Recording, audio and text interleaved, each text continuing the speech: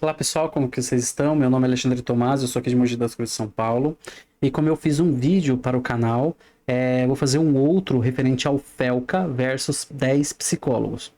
Nós conversamos um pouquinho sobre o primeiro psicólogo e agora eu vou conversar sobre o segundo psicólogo, tá? Então vai ser uma coisa mais espontânea, mais um react. Eu vou fazer alguns comentários, vamos lá. Então aqui é o próximo advogado. O advogado, ó, psicólogo. Eu vou ter que aumentar o som aqui. Eu acho que eu vou ter que colocar o som do computador. Pera aí. Áudio do desktop. Deixa eu ver como é que fica. Vamos lá. Esse foi o último. Esse foi o que passou. Para quem não conhece, o Felca, ele faz vídeo de entretenimento na internet. Ele fala algumas coisas mais sérias. Ele passou por muitos traumas e ele é uma pessoa que nunca escondeu esses traumas que ele passou. Vamos conversar sobre ela, a psicóloga em questão. Próxima psicóloga, vamos lá. Tudo bem? Bom dia, prazer, Felipe, eu sou a Edja. O que te traz aqui, Felipe? Me conte. Me tratar.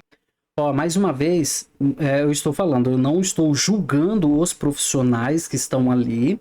Eu estou trazendo para esse ambiente acolhedor para que vocês possam entender um pouquinho mais sobre a orientação não diretiva de Carl Rogers. Então, quando o psicólogo falar alguma coisa, eu vou pensar, vamos fazer aqui um exercício de pensar que aquela é uma psicóloga humanista em que ela está falando com o Felca. Então, eu vou falar algumas coisas que ela falou, trazendo para o nosso mundo. É claro que cada ali tem TCC, tem psicólogo, né, de TCC, tem psicanalista, tem junguiano, mas todas as teorias têm as suas formas de trabalhar e elas são certas na sua área, tá? Então eu vou trazer para o mundo da orientação não diretiva para a gente conversar com isso. Então que fique claro, tá bom? Não estou julgando, não estou falando que eles estão errados, estou falando que se fosse trazer para o mundo da orientação não diretiva de Carl Rogers, é menos adequado. E quando a gente leva para outras pessoas no nosso mundo particular, onde nós queremos ajudar um amigo, alguém da família, sabe? Um namorado, a esposa, então vamos lá. Quais são as principais demandas que te... Tá, ela fez uma pergunta no começo, eu queria só comentar uma coisinha. Mais sobre pepino depois, doutor? Pode deixar. Depois você... O que te traz aqui, Felipe? Me conte. Ó, o que traz aqui, Felipe, o que daria para ela falar? Como você está? Como você está se sentindo hoje? Do que falar o que traz aqui. Eu falei isso também no vídeo anterior. É interessante a gente notar que quando nós estamos num ambiente, tem coisas que, tá jogando papo fora, tá tranquilo, mas gera uma redundância. Porque o que traz a pessoa ali, a gente já sabe, nesse contexto, a gente já sabe que o Felca tá ali para poder ser tratado, para poder ser cuidado. Então eu acredito que a orientação não diretiva, como a pessoa é o centro das atenções, nós estamos ali incondicionalmente para a pessoa, acreditando na pessoa, no potencial da pessoa. Eu acredito que como você está se sentindo, é uma coisa mais aberta, onde a gente, talvez inconscientemente, a gente não julgue algumas coisas. Que vamos supor, eu não tô falando que é errado, mas vamos supor que a gente fala para a pessoa, você tá bem? Ó, a gente já tá meio que impondo que ela esteja bem, ou falando que ela esteja bem, e talvez se ela não esteja bem, ela fique constrangida de falar que não está. Então, como você está, eu acho que soa bem agradável. O que vocês acham? Me tratar, né? Minha cabeça. Quais são as principais demandas que te incomodam? Eu tenho... Ó, quais são as principais demandas que te incomodam? Eu acredito que essa palavra demanda soa muito não humano. Carl Rogers, ele fala muito que a interação social, ela se trata muito de um ambiente facilitador e a congruência entre eu e vocês. Ou seja, de humano para humano. Então, essa palavra, como que soou para vocês? Demanda. A demanda parece algo de empresarial dentro de uma empresa, demandas assim. Eu não sei, fica um tanto quanto fora dessa questão humana. Não sei se vocês sentiram isso. E quais são as suas demandas? Então eu estou falando para você trazer as suas demandas. É isso que eu quero dizer em questão de sentimentos. Fica um pouco fora daquele padrão em que eu estou falando, mas dá pra gente aprender muito em questão a isso. O que vocês sentiram quando ela falou isso, quais são as suas demandas? Eu não gosto de gente, não gosto de pessoa, odeio pessoa. Eu falo com todo mundo igual um robô. Eu nunca vou me abrir pra pessoa. Ninguém me conhece nesse mundo. Nenhum ser humano me conhece. Eu nunca vou me abrir pra ninguém. Eu tô me abrindo agora, mas é uma exceção. É a primeira vez que você faz terapia? Não. Aqui são psicólogos falando. É claro, provavelmente ela tem as ferramentas dela. Eu não sei ainda o que ela mas é a primeira vez que você está falando. Não sei, vamos supor que eu vou conversar com a pessoa, que é só uma suposição mesmo, tá? Vamos supor que a gente fala, a primeira vez que você está desabafando, essa palavra poderá gerar um desconforto com a outra pessoa, porque a palavra desabafo, ela já traz uma carga muito forte. A palavra desabafo, eu não sei o que vocês sentem quando ouvem, você está indo desabafar com o outro. Então, a gente precisa ser sensíveis a algumas formas que vamos conversar com o outro para que a gente não, talvez, deixe o outro envergonhado. Não sei se faz sentido para vocês, mas é bom a gente pensar em relação a isso também. Pensar no sentimento do outro é muito importante. Não. Já fiz com padre virtual, pastorvirtual.com, era da Igreja Universal. Às vezes eu tava muito mal, daí eu ia pra fila e ficava 10 horas na fila. Daí eu ficava mais mal ainda, porque eu me sentia rejeitado pelo padre. Olha que Antes dela falar alguma coisa, eu queria falar assim, os problemas que existem na nossa vida são vários e tudo é problema. É claro que cada um, quando eu digo problema, são situações, são sentimentos. Então existe 1 milhão de problemas, 1 milhão de situações, 1 milhão de alegrias. Tudo isso dentro da orientação diretiva é muito válido para o outro falar para a gente, porque nós estamos criando esse ambiente facilitador onde ele pode ser quem ele é incondicionalmente. E nós vamos aceitá-lo também incondicionalmente para que ele possa sentir isso e aumentar a probabilidade dele poder conversar com a gente. Então, tudo isso que ele traz, ele pode trazer em relação a sentimentos, sensações, comportamentos, tudo aquilo ele pode me trazer. Então, quando eu escuto inteiramente, empaticamente, e eu posso devolver para ele com uma resposta empática referente aos sentimentos, referente aos pensamentos, né? Então aumenta muito a probabilidade desse crescimento pessoal dele, porque nós acreditamos que tudo parte de um processo. Eu, ali no lugar de um psicólogo, eu não sou psicólogo, mas ali no lugar, conversando com um amigo, eu não tentaria mudar o comportamento dele.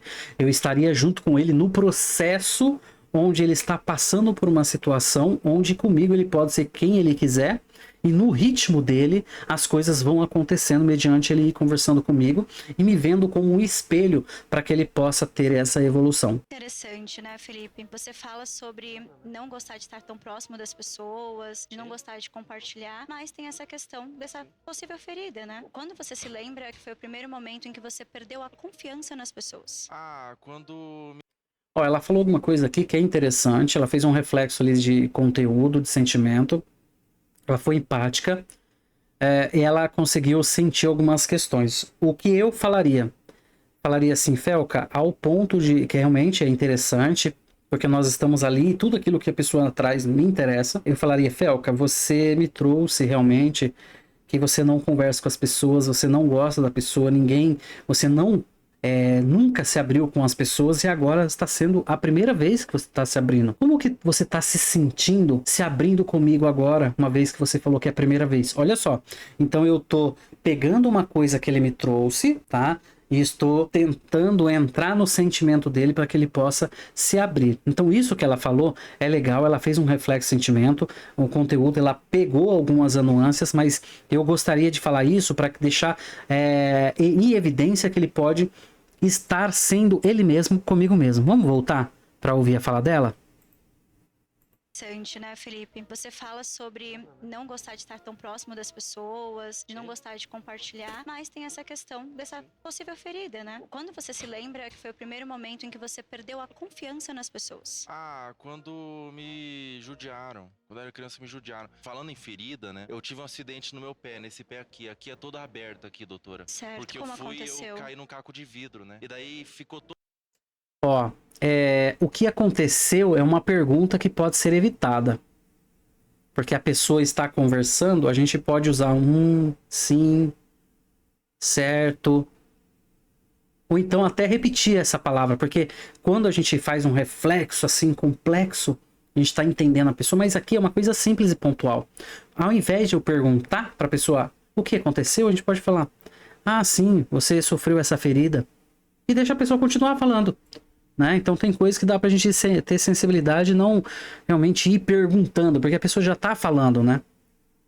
Todo aberto, mostrou osso, mostrou tendão. Era um amiguinho meu da época, ele olhou pro meu pé e falou assim: você abriu uma vagina no seu pé. Você abriu uma vagina, tá parecendo uma vagina. Esse foi um episódio marcante pra você. Foi marcante pra caramba. Ele apontou.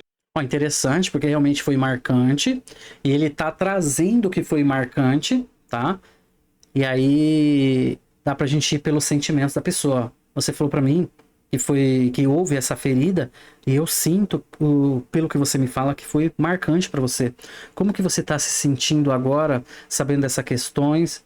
E como que você se sentiu quando o seu amigo falou isso pra você? Tá bom? Olha só essa questão que eu tô falando. Vamos passar adiante?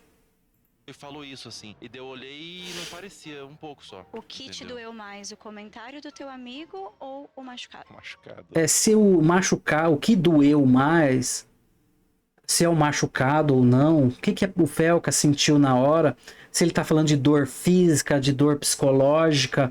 Então, a gente supor o que está acontecendo, aí aumenta a probabilidade de ser menos adequado. Mas se a gente vai no sentimento, ele vai falar aquilo que ele quer. Então essa risadinha que ele deu, é lógico que é a dor do corte e tudo, é lógico que o corte simboliza muito mais do que realmente o corte. Ali ele trouxe a questão do amigo dele, que dá para ser explorado.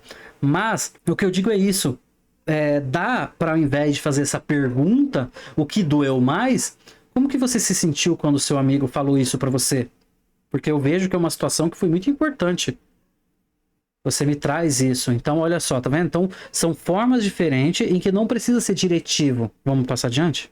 Porra! Vamos pegar um papelzinho pra gente. Vamos. Qual é a dessa pressão de ter tudo resolvido antes dos 30? Será que isso realmente faz sentido? Eu sinto... Aqui é como se o Felca tivesse trazendo uma dor dele pra ela, mas eu não sei de onde eles tiraram essas frases, tudo, mas ela vai responder como se fosse ele falando pra ela, tá bom? Sinto muito isso, doutor. Você tem quantos anos, desculpa? 29. 29, aí, ó. E você, Tudo quantos esteja anos, inserido, Felipe? 26. 26. Ó, para orientação não diretiva, me interessa muito o outro. A vida do outro interessa para ele, sim, mas ele em si, incondicionalmente, me interessa muito. Aquilo que ele fala, as sensações, os pensamentos, os sentimentos. Então, essa pergunta que ela fez, talvez não precisaria, assim, dentro da orientação diretiva, eu acho que pode ser evitada para não gerar algum tipo de constrangimento depois. Vamos ver de novo? 29, aí, ó. E você, Tudo quantos esteja anos, inserido. Quantos anos você tem? Sabe, faz diferença, mas talvez a pessoa não queira falar a idade. Talvez a pessoa tenha vergonha de falar a idade. Pode ser que ela esteja com muitas questões ali, ou não.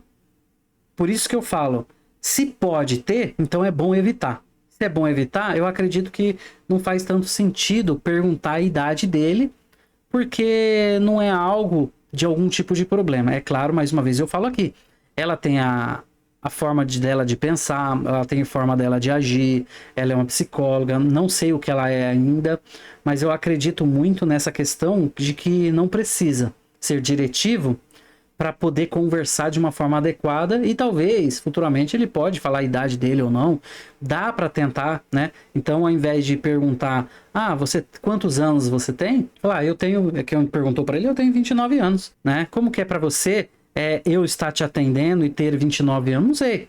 Dá pra gente, se foi uma dúvida dele ou um sentimento dele, tanto é que teve o Fel que ele achou tanto dramático, não vou falar dramático, mas teve um psicólogo que tem 23 anos e o Felca esboçou um sentimento por essa idade. Não sei se ele se sentiu coagido, mas futuramente a gente fala sobre isso, mas pela idade ele sentiu alguma coisa, dava para explorar isso aqui, mas não que fosse o foco, tá? A idade ou não, mas eu só tô complementando porque às vezes perguntar a idade pro outro possa constrangê-lo de alguma certa forma. Então é bom a gente ficar sempre atento em questão a isso. Vamos lá dar continuidade. 26. 26. Impressionado com os 26? Caramba, pô, caramba. Eu sinto pressão. Ó, embora a pergunta venha falar de pressão aos 30, você se sente pressionado com 26, já é uma coisa bem diretiva, sabe? É porque ele não trouxe que está. Por exemplo, vai fazer muita coisa antes dos 30, porque fala que depois dos 30 sua energia vai acabando. Eu sinto esse tipo de pressão, entendeu? Certo. O que você gostaria de fazer antes dos 30? Um filho. Olha, o que você gostaria de fazer é uma boa pergunta, porque normalmente Carl Rogers, ele fala muito sobre crescimento. Como eu estou hoje, o meu eu, né? Quem eu sou hoje, com a minha subjetividade, com meus pensamentos, com minha forma de agir. Então, esse aqui eu sou hoje. E o eu ideal é aquela pessoa que eu idealizo ser, mas eu ainda não sou. Com um comportamento que eu quero ter, mas ainda não posso ter. Então, há essa questão aí de distanciamento para que haja esse ajuste emocional. Agora eu vi essa foto do Felca. Que engraçado. Então, ela fez uma pergunta. Deixa eu só voltar aqui. Peraí. Desculpa. 29. 29, aí, ó. E você, Tudo quantos esteja anos, inserido, Felipe? 26. 26. Te pressionado com os 26? Caramba, pô, pra caramba. Eu sinto pressão, por exemplo, vai fazer muita coisa antes dos 30, porque fala que depois dos 30 sua energia vai acabando. Eu sinto esse tipo de pressão, entendeu? Certo. O que você gostaria de fazer antes dos 30? Um filho. Ó, o que você gostaria de fazer antes dos 30? Pode ser uma pergunta interessante. Mas ele trouxe essa inconformidade, essa pressão antes dos 30. Mas assim, eu não perguntaria dessa forma. Eu perguntaria como que você se sente. Você falou que tem essa pressão com 26 anos, essa pressão que você tem que conquistar algumas coisas. Então, como que você se sente em relação à idade que você tem hoje com essa questão que nós falamos dos 30? E aí ele pode discorrer aí conforme ele precisar. Então, eu acredito que eu não faria essa pergunta dessa maneira. Mas eu me senti inclinado a fazer nesse reflexo, porque ele pode se enxergar naquilo que eu falei e ele pode também trabalhar um pouquinho melhor referente ao que ele está pensando ou sentindo mediante por ele mesmo, tá? Então essa é uma questão bem importante para mim. Vamos passar adiante. Um filho, Ter um filho? mas não tenho ninguém. Pergunta ela se pai de pet conta como pai. Eu já Aqui é brincadeira, né? A outra pessoa falou um filho, ele falou um filho. Então não dá para saber se realmente ele quer ter um filho ou não, mediante a essa entrevista. Mas o que eu posso dizer assim, é que se não tivesse esses dois falando, nós não soubéssemos dessa questão que está acontecendo, a tendência atualizante ela é muito importante dentro da conversa com o outro, porque nós estamos... É a mesma coisa de eu falar, eu acredito em você incondicionalmente. Eu acredito na tua capacidade. Eu sei que pelas suas próprias pernas você pode conseguir. Mas eu não vou falar isso para ele. Quando eu acredito na tendência atualizante, que é aquela forma de acreditar no outro, na capacidade incondicional que o outro possa ter de resolver um problema, uma situação por si só, então é a mesma coisa de eu estar falando para ele isso sem falar, porque ele vai sentir nesse ambiente acolhedor tudo isso que eu estou fazendo, tudo isso que eu estou conversando com ele, a empatia, a compreensão, e ele vai conseguir se ver melhor e possivelmente, provavelmente ele vai conseguir analisar aquilo que ele falou, levar de uma melhor forma a experiência, a consciência e poder exportar isso de forma clara. É claro que como os dois falaram um filho, ele está falando um filho, não dá para saber se é ele ou não. Mas se não tivesse lá, uma das questões da orientação não diretiva é a confiança no outro. Eu falei da confiança na capacidade dele conseguir resolver os problemas, mas quando eu digo confiança também é confiança naquilo que ele está falando. Independente do que ele está falando, é confiar nele. Eu confio na pessoa, confio no Felca. E aí ele pode vir a confiar em mim, sabendo que eu confio nele, e aí essa troca humana pode haver um crescimento pessoal ainda melhor, tá? Vamos adiante? tive um rato, né? Um hamster. E como que foi a experiência de ter outro ser vivo nos teus cuidados? Foi Tá vendo? São perguntas que dá pra ser feita de uma outra forma, mas aqui, como eu falei, não dá pra saber se realmente ele quis. Mas como ele falou que não gosta de gente, mas gosta de ter um filho, aí pode fazer um reflexo empático, né, de conteúdo e de sentimento, onde, olha só que interessante, olha, é muito interessante isso que você me falou, porque no começo você falou que não gosta de gente, você não gosta de conversar com gente, você falou pra mim que não... você não se abriu com ninguém.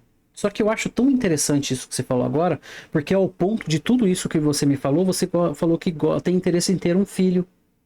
mas ainda não tem, ou não pode ter por causa de uma pessoa, pelo que você me falou agora, mas você tem um hamster, né? Como que é isso para você? Porque você falou que dessa intenção de ter um filho, e anteriormente você falou que não gosta de gente. Como é que é essa situação para você?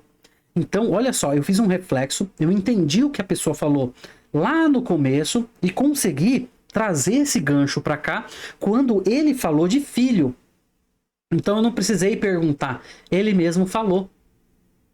E quando ele mesmo falou, deu essa margem para eu poder trabalhar nessa questão desse sentimento, e mesmo que um comportamento, uma atitude, ter filho, dá para trabalhar na sensação daquilo, então ele vai poder discorrer aonde ele quiser.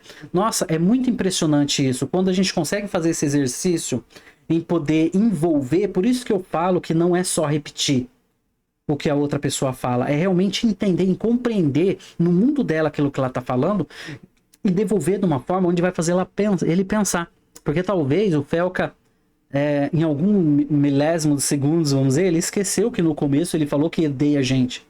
Mas ao ponto dele agora falar que quer um filho, é uma margem muito importante para poder trabalhar e conversar com ele, né? Eu acho muito interessante isso que ele falou e dá para tirar muitas questões daí.